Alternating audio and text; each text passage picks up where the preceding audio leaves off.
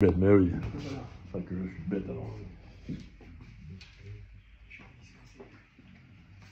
Alors Boker Tov, on va aujourd'hui avoir deux petits ridouchim. Bon, un qui tombe sous le sens, mais un par contre qui est un peu une nouveauté. Alors, je vous rappelle que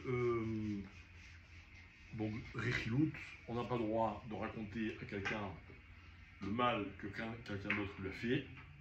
Le Chafetz Chaim y rajoute que si par exemple je raconte à une femme que Réhouven il a dit ou il a fait du mal à son mari, normalement ça s'appelle Rechilut. Si je raconte à Réhouven que Shimon il a fait du mal à Lévi, c'est pas Rechilut, c'est la Shonara, d'accord? Si je raconte à une femme ou à un enfant que Réhouven il a fait du mal à son père, ça s'appelle Rechilut. Pourquoi? Parce que vraisemblablement, dans tous les cas, quand quelqu'un est très proche de la victime, entre guillemets, il va aller lui raconter. Et donc en fait, quand je raconte à l'épouse de quelqu'un, c'est exactement comme si je racontais à lui. D'accord? Et d'ailleurs, c'est une chose qu'il faut savoir dans la vie. Quand vous racontez quelque chose à quelqu'un, en général, c'est comme si vous le racontiez à sa femme. Et quand vous racontez à une femme, c'est exactement comme si vous le racontez à un homme. Ah, ok? Et moi, des fois, il y a des gens qui me disent, attention, tu dis pas à ta femme, hein. Alors moi, je dis, bah, ne me dis pas alors. Ne me dis pas, c'est pas que j'éprouve forcément besoin de tout raconter à ma femme, hein, comme dans un couple normal. Mais des pages toutes, dans un couple, on n'a pas envie de se cacher des choses. Voilà, c'est pas. Hein? Et je t'avais dit, tu vas pas écouter. Ok? Donc, ça s'appellerait de la Rechilut que de raconter à une épouse quelque chose que quelqu'un a fait à l'encontre de son mari. C'est pas directement la Shonara. C'est vrai? Non, parce que c'est plus grave la Rechilut. Non, mais. C'est du Lachonara Bevadaï. C'est-à-dire que quand je raconte à n'importe qui, ça s'appelle du Lachonara. Mais là, en plus, ça dit de Rechilut. C'est comme si je vais raconter à lui. Donc ouais. comme, si je vais chez quelqu'un, je raconte qu'on lui a fait du mal. Ça s'appelle Rechilut. Ah. Donc là aussi, quand tu racontes à l'épouse, ça s'appelle Rechilut. Ok. Alors, il rajoute quelque chose de très très intéressant, et ça m'a mâche faire attention.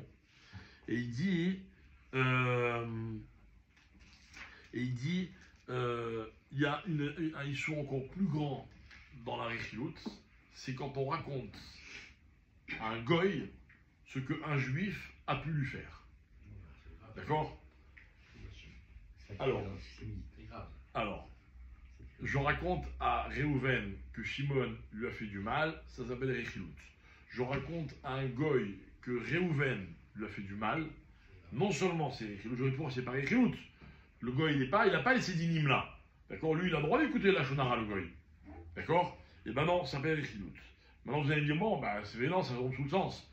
Alors, il faut juste qu'on précise, en botaille, que ce sont des cas qui peuvent arriver beaucoup plus souvent que ce que l'on croit. D'accord? Prenons un exemple. Vous êtes commerçant. Vous vendez des machines à laver. Et puis, il y a un goy qui vient et qui vous dit, écoutez, voilà, vous avez des machines à laver qui marchent bien. Oui, j'en ai une. Et il vous raconte le goy, parce que la semaine dernière, j'ai acheté une machine à laver, vous savez, le magasin qui est en face, là. Et ben, je me suis fait arnaquer. Et vous voulez vendre une machine à laver? Vous dites, ah ouais, rien à voir avec ce que moi je vous vends. Là-bas, lui, ce qu'il vous a vendu, c'est de la jute.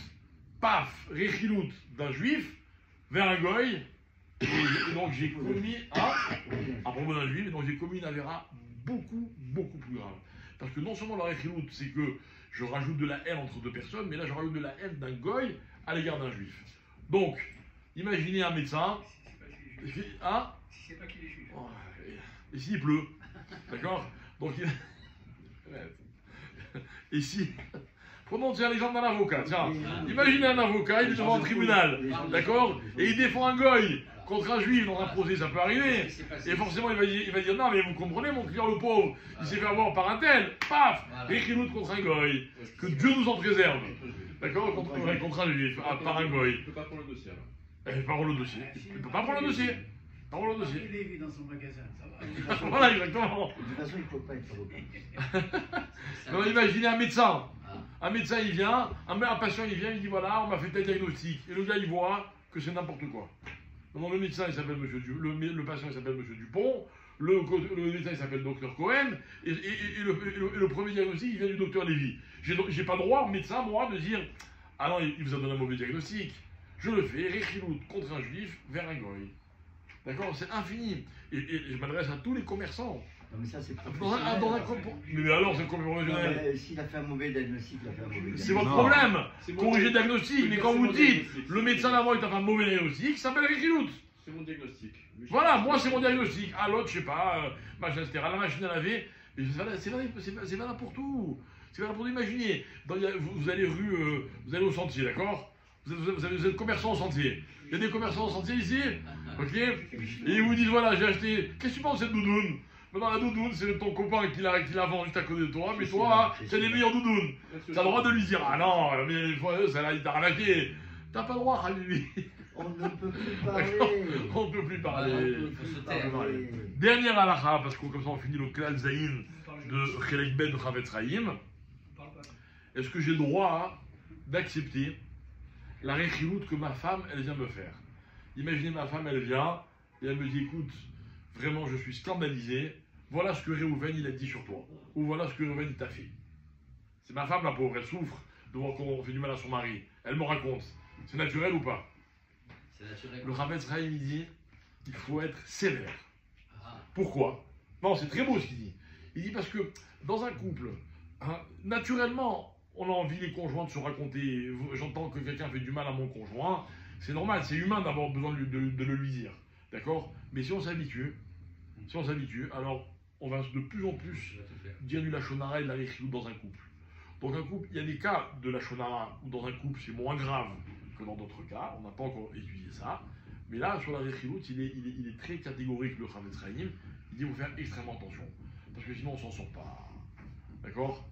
On s'en sort pas. C'est très difficile comme halakha, mais que puis-je y faire? Mais Et sur ce, je vous souhaite. La femme et l'homme, ça fait un, donc c'est pareil. Ouais, ça fait un quand ça nous arrange. Allez, je vous souhaite une bonne journée. Ciao tout. Voilà, Que vais-je faire? c'est toi. Allez, allez, allez, on relâche. Ah, c'est pas toi.